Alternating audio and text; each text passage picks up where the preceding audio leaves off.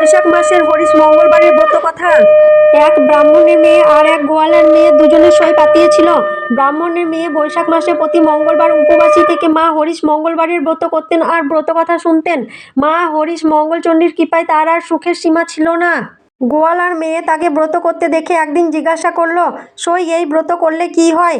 ব্রাহ্মণের মেয়ে বলল, এই ব্রত করলে চিরকাল সুখে যায়, কোনোদিন চোখের জল পড়ে না। গোয়ালার মেয়ে বলল, তবে আমি এই ব্রত করব সই, তুমি ব্রতের নিয়ম বলে দাও। ব্রাহ্মণের মেয়ে বলল, তুমি গোয়ালার মেয়ে, তুমি এই ব্রত করতে পারবে কি? তোমার এই ব্রত করে কাজ নেই। গোয়ালার মেয়ে নাছোড়বান্দা হয়ে বলল, আমি অবশ্যই এই ব্রত করব। ব্রাহ্মণের মেয়ে কি আর করে, সইকে ব্রতের নিয়ম শিখিয়ে দিল।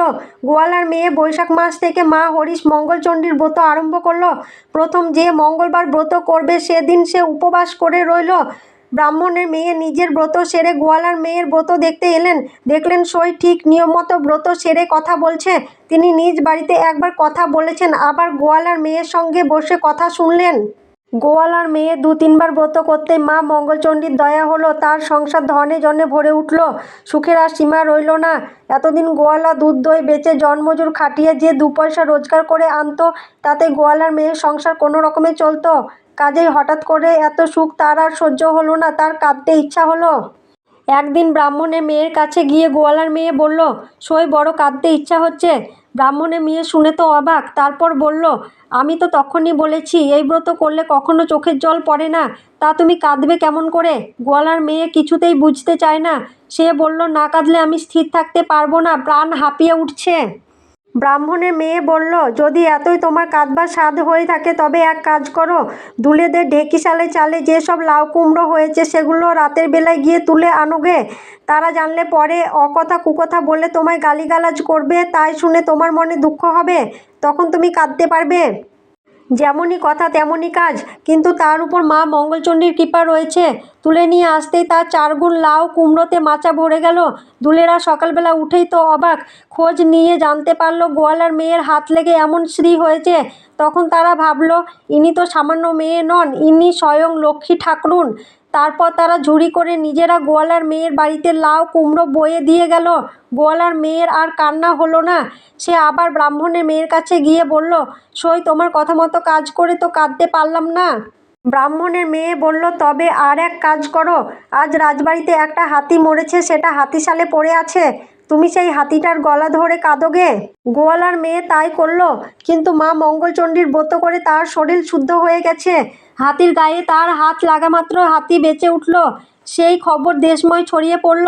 লোকে বলাবলি করতে লাগলো, ইনি তো সামান্য মেয়ে নন, ইনি সাক্ষাৎ মা ভগবতী। এই খবর যখন রাজা শুনলেন, তখন তিনি সেই হাতিটার পিঠে সোনা রূপো মানিক মুক্তো কত কি বোঝাই করে গোয়ালার মেয়ের বাড়ি পাঠিয়ে দিলেন। গোয়ালার মেয়ের আর কান্না হলো না, কেবল সুখী বাঁধতে লাগলো। সে আবার ব্রাহ্মণের মেয়ের কাছে গিয়ে বলল, সই তোমার কথা মতো কাজ করে কেবল সুখী বেড়ে যাচ্ছে, এখন এমন একটা উপায় বলে দাও যাতে আমি খানিক কাঁদতে পারি। ব্রাহ্মণের মেয়ে বলল, এইবার তোমায় একটা সোজা উপায় বলে দিই, তোমার যদি কাঁদতে এতই স্বাদ থাকে তবে এক কাজ করো, মেয়ে জামাইয়ের বাড়িতে বিষের লাড্ডু তৈরি করে পাঠিয়ে দাও, সেই লাড্ডু খেয়ে জামাই মরে যাবে আর তুমি প্রাণ ভরে কাঁদবে। গোয়ালার মেয়ে তাই করল। বাড়ির চাকর লাড্ডুর হাঁড়ি মাথায় করে নিয়ে চলল। বৈশাখ মাস, রোদের ভয়ানক তেজ। পথ চলে চাকরটার জল তেষ্টা পেল। সে তখন একটা পুকুরের ধারে হাঁড়িটা নামিয়ে জল খেতে নামলো। এদিকে মা মঙ্গলচণ্ডী ভাবলেন, আমার ভক্তের দুর্বুদ্ধি হয়েছে, এই বিষের লাড্ডু খেয়ে তার জামাই মরে যাবে, তার চোখে জল পড়বে, যতদিন সে আমার ব্রত করবে ততদিনের মধ্যে যদি তার চোখে জল পড়ে তবে তো আমার ব্রত আর কেউ করবে না। এই বলে মা মঙ্গলচণ্ডী হাঁড়ির গায়ে পদ্মহস্ত বুলিয়ে দিলেন। ভৃত্য সন্ধ্যাবেলা মেয়ে জামাইয়ের বাড়ি পৌঁছালো। চাকরকে জামাই বাড়ি পাঠিয়ে দিয়ে গোয়ালার মেয়ে এলো চুলে সদরে দাঁড়িয়ে কেবল রাস্তার দিকে তাকাচ্ছে।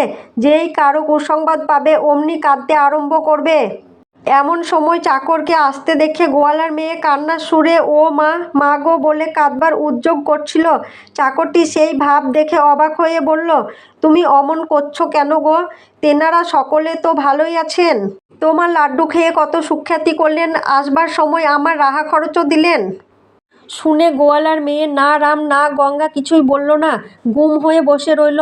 না কাঁদতে পেরে তার ভারী কষ্ট হতে লাগলো।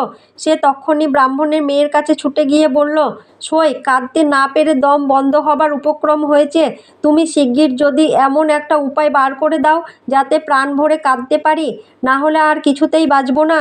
ব্রাহ্মণের মেয়ে এবার বড়ই বিরক্ত হলো। খানিক ভেবে বলল, হ্যাঁ, এবার আমি একটা ভালো মতলব ঠাউরেছি, এ আর ফসকাবে না।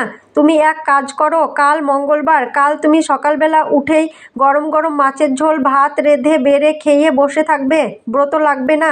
গোয়ালার মেয়ে তাই করলো, ব্রত আর সেদিন করলো না। ব্রত বন্ধ করতে মা মঙ্গলচণ্ডী বিরূপ হলেন। সেই দিনই তার স্বামী মরল, ছেলে মরল, জামাই মেয়ে মরল, গরু বাছুর মরল, ধান চালের গোলায় আগুন লাগলো। যেখানে যা হয়েছিল সব যেন কর্পূরের মতো উবে গেল। এতদিন পরে সে যে কাঁদবার জন্য অস্থির হয়েছিল, এখন তার কাঁদবার সুযোগ হলো। সে দিনরাত হা হা করে বুক চাপড়ে মাথা খুঁড়ে চুল ছিঁড়ে কাঁদতে লাগলো। কান্নার বিরাম নাই। 7 দিন 7 রাত অবিরাম তার কান্না চলল। পাড়া-পড়শিরা তার কান্নার জ্বালায় অতিষ্ঠ হয়ে উঠল। আজ মঙ্গলবার 8 দিন, ভোর হয় এমন সময় তার মুখ দিয়ে বেরিয়ে পড়ল, হে মা হরিশ মঙ্গলচণ্ডী, আমার এ কী করলি মা? যেই মুখ থেকে এ কথা বেরোলো অমনি মা মঙ্গলচণ্ডী বৃদ্ধার বেশ ধরে আশাবাড়ি নিয়ে ঠুকঠুক করে তার কাছে এসে বললেন, তুই না কাঁদবার জন্য তোর সইয়ের কাছে বারবার উপায় জানতে চেয়েছিলি। তোকে চোখের জল ফেলতে সে কতবার বারণ করেছিল, তবুও তোর সাধ হলো কাঁদবার। তা কি করব বল? প্রাণ ভরে কাঁদবি, এখন দিনরাত কাঁদ। গোয়ালার মেয়ে তখন বৃদ্ধার পা দুখানি জড়িয়ে ধরে বলল, মা তুমি রক্ষে করো, প্রাণ ফেটে যাচ্ছে, বাচ্চাদের মুখ কতদিন দেখিনি, যাতে আবার সব ফিরে পাই, তাই করো মা। মা হরিশ মঙ্গলচণ্ডীর দয়া হলো। তিনি গোয়ালার মেয়েকে বললেন, আজ মঙ্গলবার, এক্ষুনি আমার ব্রত করে তারপর সেই ঘটের ফুল জল নিয়ে সকলের গায়ে ছিটিয়ে দিবি, তাহলে সকলে বেঁচে উঠবে। আর কখনো বৈশাখ মাসের প্রতি মঙ্গলবারে আমার ব্রত করতে ভুলিস নে, কখনো চোখের জল ফেলবার চেষ্টা করিস নে। এই বলে তিনি অদৃশ্য হয়ে গেলেন। গোয়ালার মেয়ে তখন স্নান করে শুচি হয়ে ব্রতের আয়োজন করে ব্রত করল আর নিজে ব্রতের কথা বলল। ব্রত শেষে ঘটের ফুল জল ছিটিয়ে দিলে দেখতে দেখতে সকলে বেঁচে উঠল। যেখানে যেমন ছিল সব আবার তেমনি হলো। মেয়ে জামাইয়ের ওখানে ফুল জল পাঠিয়ে দেওয়া হলো, তারাও বেঁচে উঠল। সেদিন মহা আনন্দে গোয়ালা বউ ব্রাহ্মণ ভোজন করালো, আবার নিয়মিত ব্রত করতে লাগলো। মা হরিশ মঙ্গলচণ্ডীর কৃপায় দিন দিন তার আবার শ্রীবৃদ্ধি হতে লাগলো। ব্রতফল, এই হরিশ মঙ্গলবার ব্রত যে আজীবন ভক্তি ভরে বছর বছর বৈশাখ মাসের প্রতি মঙ্গলবার করে, সে সুখী থাকবে। তার কোনোদিন কোনো বিপদ আপদ হবে না, কোনোদিন তাকে চোখের জল ফেলতে হবে না। এই ব্রতের কথা যে বলে আর যে শোনে তারা দুজনেই সমান ফল পায়। পূজার উপাচার, ফুল, তুলসী পাতা, দূর্বা, আলো চাল, কাঁঠালি কলা, মঙ্গল ঘট আর আম্রপল্লব। অথ হরিশ মঙ্গলবারের ব্রত সমাপ্ত। জয় হরিশ মঙ্গলবারের ব্রতের জয়। জয় মা মঙ্গলচণ্ডী।